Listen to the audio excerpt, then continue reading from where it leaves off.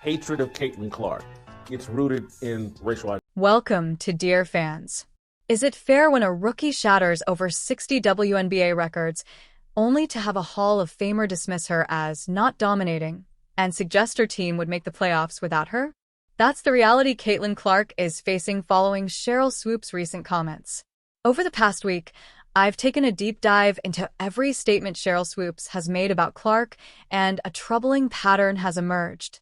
From falsely claiming that Clark played 5 or 6 seasons in college to dismissively asserting that nobody wants to play for Indiana, just before the Fever became a hot free agency destination, the inconsistencies are hard to ignore. And let's not forget when Swoopes outright said the Indiana Fever would be better off without Clark. Taken together, these remarks raise serious questions about Swoopes' perspective on Clark's rising success. The sheer volume of criticism from Swoopes toward Clark is mind-boggling. It's a consistent pattern that keeps repeating. Just when you think, surely she won't say anything else, she does. And the basketball world can't stop talking about it because the attacks have become so blatant and persistent. Remember when Swoopes called Clark an overrated gimmick? Yes, she actually used those words to describe the player who is transforming women's college basketball right before our eyes. The dismissal from someone with Swoopes' legacy is especially jarring when you consider the attention and growth Clark has brought to the sport. When people called Swoopes out on these inaccuracies, a typical professional response might include an apology or clarification. Instead, she deflected, claiming that Black people can't be racist and noting that she has white friends.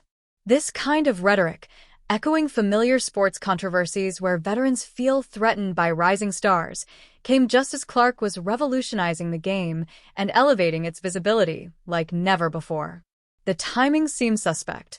Why would a respected legend criticize a rookie who's drawing massive attention to the sport at a time when women's basketball is finally entering the mainstream spotlight? Most pioneers embrace anyone who helps the game grow. Yet, Swoopes wasn't done.